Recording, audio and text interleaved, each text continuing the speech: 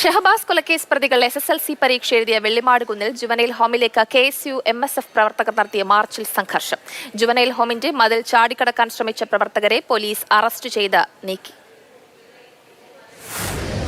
മുഹമ്മദ് ഷഹബാസിന്റെ മരണത്തിന് കാരണക്കാരായ 5 പ്രതികളെ SSLC പരീക്ഷ എഴുതിക്കുന്നതിനെതിരെ ഇന്ന് വലിയ രീതിയിലുള്ള പ്രതിഷേധമാണ് വെള്ളിമാടുകുന്നിലെ ജുവൈനൽ ഹോമിന് മുൻപിൽ നടന്നത്. KSU MSF അടക്കമുള്ള വിദ്യാർത്ഥി പ്രസ്ഥാനങ്ങൾ വന്ന് ജുവൈനൽ ഹോമിന് മുൻപിലേക്ക് പ്രതിഷേധവുമായി എത്തിയിരുന്നു. ഇന്ന് രാവിലെ 6:30 മുതലാണ് പ്രതിഷേധം ആരംഭിച്ചത്. KSU പ്രവർത്തകർ ആദ്യം ഒരു ഘട്ടമായി പ്രതിഷേധവുമായി എത്തുന്നു. എന്നാൽ അത് ജുവൈനൽ ഹോമിനകത്തേക്ക് കടക്കാൻ ശ്രമിക്കുന്നതിനിടെ പോലീസുകാരെത്തി ബലം പ്രയോഗിച്ച് അവരെ തടഞ്ഞ് അറസ്റ്റ് ചെയ്യുകയായിരുന്നു. എന്നാൽ 7:30 MSF ഒരു വലിയ സംഘവുമായി ഇങ്ങോട്ടേക്ക് ജുവൈനൽ ഹോമിന്റെ മുമ്പിലേക്ക് വീണ്ടും പ്രതിഷേധവുമായി എത്തി.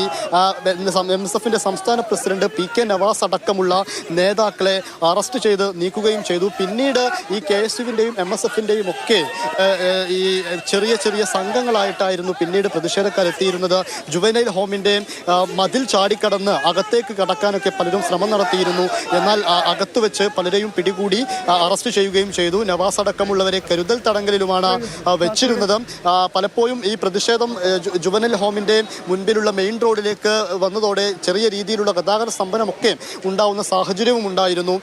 അതോടൊപ്പം തന്നെ ഈ വിദ്യാർത്ഥി സംഘടനകളുടെയൊക്കെ പ്രതിഷേധത്തെ തുടർന്നാണ് നേരത്തെ NGO ഹയർ സെക്കൻഡറി സ്കൂളിൽ നിശ്ചയിച്ചിരുന്ന പരീക്ഷാ കേന്ദ്രം ഇങ്ങോട്ടേക്ക് മാറ്റി സ്ഥാപിച്ചത്. ജുവനൈൽ ഹോമിലെ ഒബ്സർവേഷൻ മുറിയിലേക്ക് മാറ്റി സ്ഥാപിച്ചത്. അത് പ്രതിഷേധക്കാരെ സംബന്ധിച്ചിടത്തോളം അവരുന്നയിച്ച ഒരു കാര്യം, അവരുടെ ഷഹബാസിന്റെ പിതാവ് ഉന്നയിച്ചൊരു കാര്യം വിജയകരമായി പൂർത്തീകരിക്കാനായി എന്നതിൻ്റെ ഒരു കാര്യം കൂടെയാണ്. എന്തായാലും വലിയ രീതിയിലുള്ള പ്രതിഷേധം, സമരമൊക്കെയാണ് ഇന്ന് ജുവനൈൽ ഹോമിന്റെ മുൻപിൽ വിദ്യാർത്ഥി സംഘടനകൾ തീർത്തത്. ജസ്റ്റിൻ മാത്യുവിനൊപ്പം ഇംതിയാസ് കരീം, മാതൃഭൂമി ന്യൂസ്, കോഴിക്കോട്.